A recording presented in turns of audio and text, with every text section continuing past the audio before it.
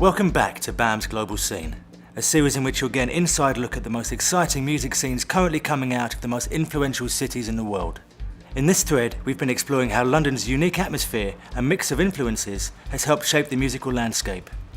But before we close up shop on our London shows, we want to pick our artists' brains about the future of music in this plucky little town. From production to live performances, we want the skinny of what's important going forward.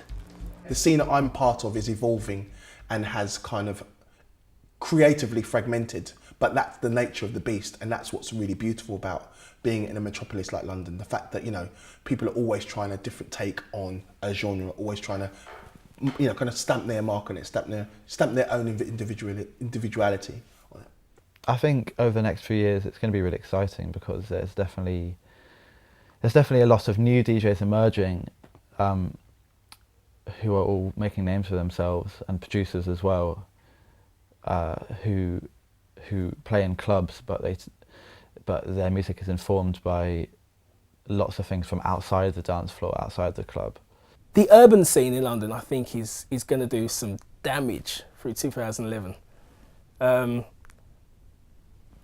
quality of vocal deliverance in the bars, and then spitting, the rapping, I think is going to be sought after by the global masses. What I mean by that is Americans and, you know, teams of rappers in Asia, etc., etc., etc. I think that they will see the technicality that's going on in London and really kind of look up to it, because it's special at the moment. It really is. Yeah, the London hip hop scene is quite underground, but I'm not really as bothered by it anymore because there's so many other scenes related to hip hop in London that aren't as underground that you don't need to be confined by it. It will always be underground if it's something that was being done better 10 years ago. It has to move on, or it will be underground because it's not very good. But there are good artists in London, so I don't think that's a problem. They'll shine in their own right. I think that the future of metal, as far as I can see the future of anything being, is more of a DIY aspect to it, more of a DIY attitude in being in a band. With metal, it never really, I don't think it ever really gets bigger or smaller. There's always a loyal sort of following for it.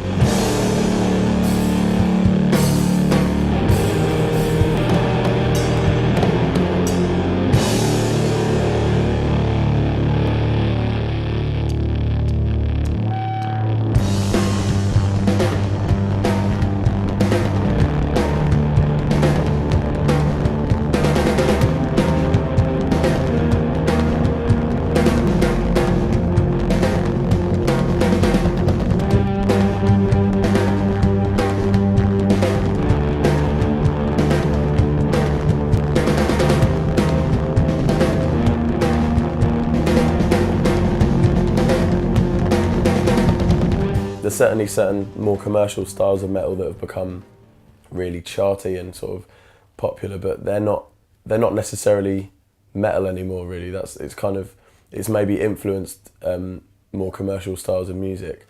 But I like to think the future would be more experimentation, more variety, more acceptance of things that aren't metal. You know, certainly purity doesn't do anybody any good, really. The new folk scene is going to progress. It's going to get there, isn't it? Get where? It's going to get there. I don't know where there is, but it's going to get there. But there's more interest coming. I mean, you only have to walk down, you know, Great Eastern Street, and you've got Duke of Uke, the shop that's selling the banjos and the ukuleles and stuff, and you see them all jamming there on a Tuesday evening and stuff. And I think it's going to get there. Obviously, Mumford & Sons are really spearheading folky stuff into the popular genre. I reckon it's going to get there. There's the crossover between the instrument, like playing instruments, and the production, and it's kind of really crossing over. And even with things like Ableton coming around and those programs, I think that's going to create a really interesting new London sound, which is probably not definable other than by the fact that everybody approaches it from this way. It's going to be defined by the approach, not by the sound. The artist that I would like to mostly work with, and it's My favorite DJ and producer right now is Ricardo Villalobos, which is a Chilean-born German guy, which has the best record collection that I know of. I'm really inspired by the music he plays, the way he plays it, and I would love to just do a back-to-back set with him. I'd like to work with some ragga style vocalists. I reckon that over like my style of music, I think would work particularly well, just because there's a lot of energy in there. You know, anywhere where I try to make my tunes sound like there's a lot of energy in there. So with a vocal on a ragga kind of tip, I reckon it'd just, you know, that'd just finish it off perfectly. I'd also like to work with some sort of electronic producers. Like, there's a band that I like, we all like from Scotland called Lau. They're a folk band, yeah. And they've just done an EP. It's not released yet, but with Adem, who's a London-based sort of electronic-y kind of artist and producer, and I'd be interested to hear that kind of thing. You know, like combining a bit of genres would be wicked. In the urban scene, look out! You have to keep your beady eyes on Merkston. Merkston is the man. He's going to destroy 2011. Keep your eyes out for Merkston. There's a band from New Cross called United Vibrations. That's a big music community actually. They're part of a group called a collective called One Taste Collective, and there's a lot of talent within that group. There's a girl called Kate Eccentric Tempest, who's she's kind of a UK hip hop spoken word artist. She's very good. Look out for her.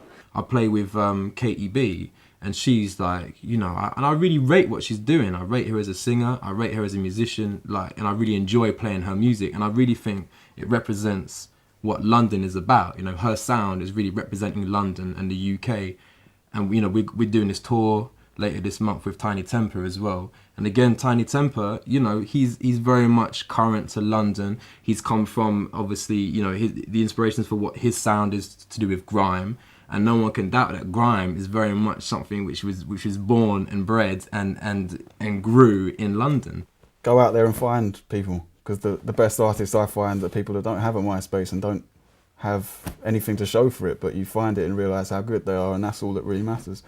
For me, it comes down to you've just got to play more. I mean, you're not going to make, I mean, it'd be amazing if you can make a living out of music, but if you can just play live, and that's how you're going to make your living, and that's the way it should be, because don't get people that are crap live playing anymore. Yeah. And I think, I mean, it's almost a shame people don't buy music anymore, but it's almost worked because you get people that are good.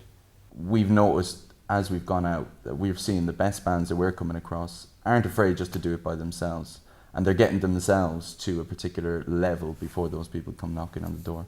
There'll always be the next hurdle that you want to get over, and I think it'll just, more people playing music, there'll always be more people playing music as it becomes more accessible, and more sort of the secrets and the mystery taken away from music, you know, thanks to things like the internet and so on. I sound like a granddad talking about the internet like it's new.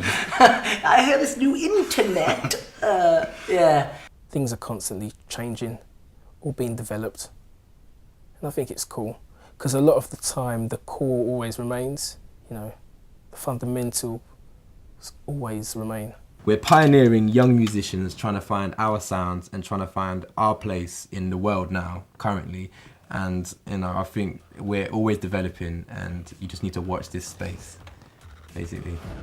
So make sure you keep your eyes peeled for all the artists and contributors to this series of Global Scene, because they've introduced us at BAMM to some awesome new music. Unfortunately, this brings us to the end of our London thread. Soon, we'll be moving on to another city, where we'll bring you the brightest and best new music. Until then, make sure you check out any episodes you might have missed over at BAMM.TV.